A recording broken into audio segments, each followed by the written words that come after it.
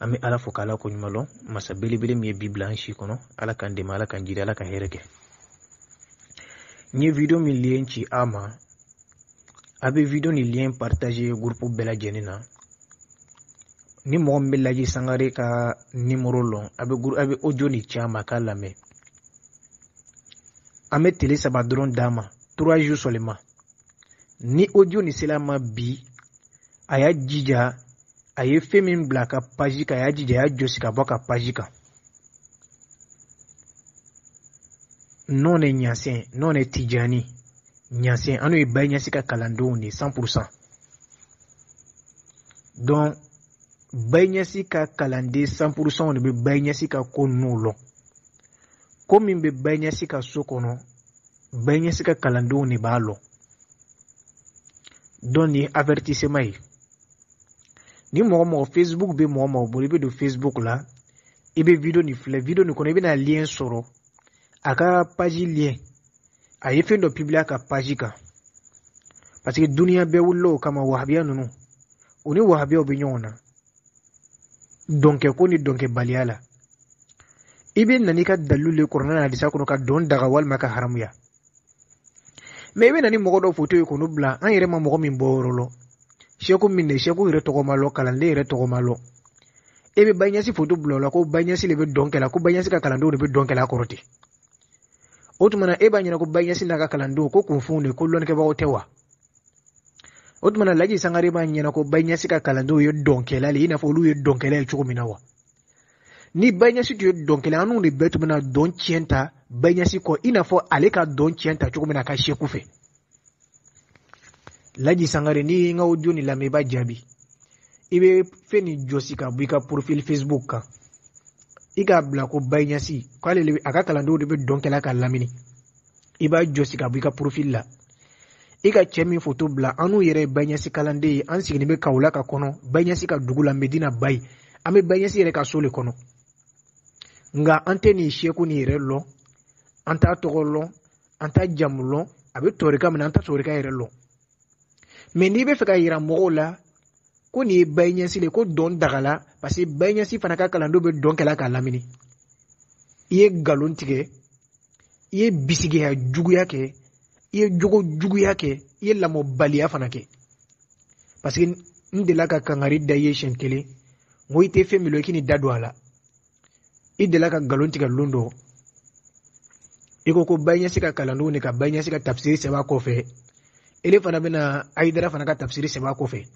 angu ye galon tika horola baynya sirele ka tafsiri seberi aklala ka ke audio fana enregistrer a bela jeni dafalimbe don ame min nyini fe follow antena radio ki kan follow ni ka audio video mi anya chini imasa lien min be ni video nina ni avertissement le ima follow ça fait 2 fois ou bien 3 fois ni ko gbanika ansor dini ni sharia la ibe burgata baynyasi ka fana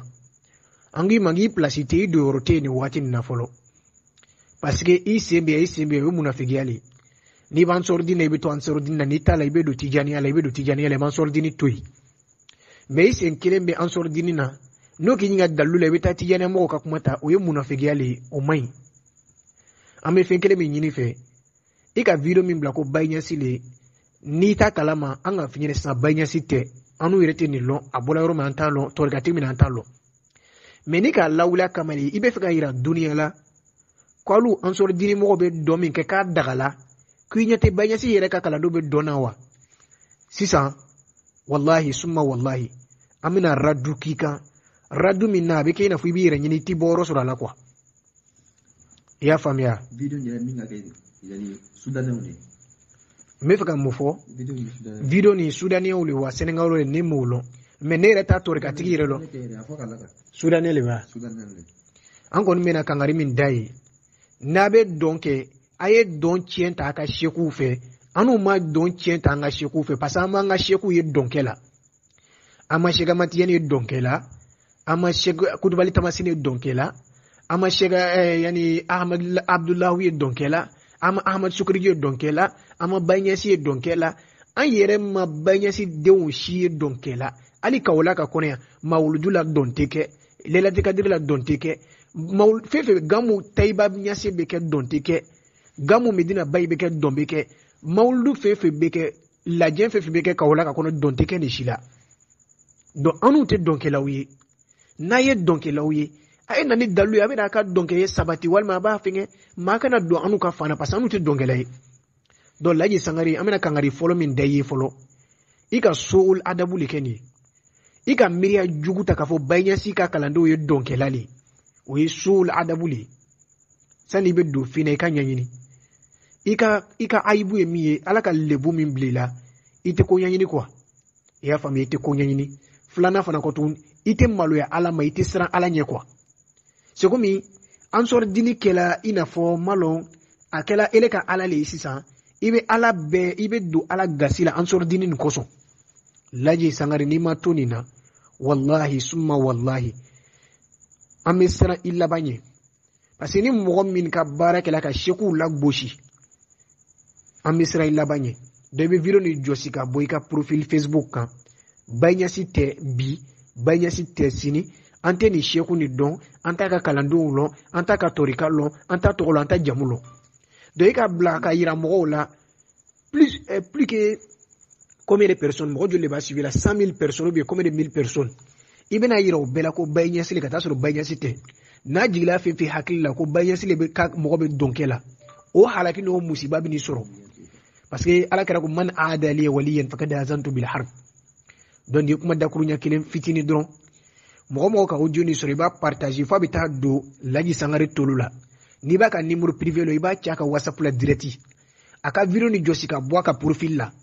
ame tele saba dron dama wallahi nama josi amena raddu kaka ama ke tele ka ira dunia la nanya na ko alu ka tagasira ni wari ni sira ko anu ka tarika ti nyana fa wari ni sira amuno ira nyona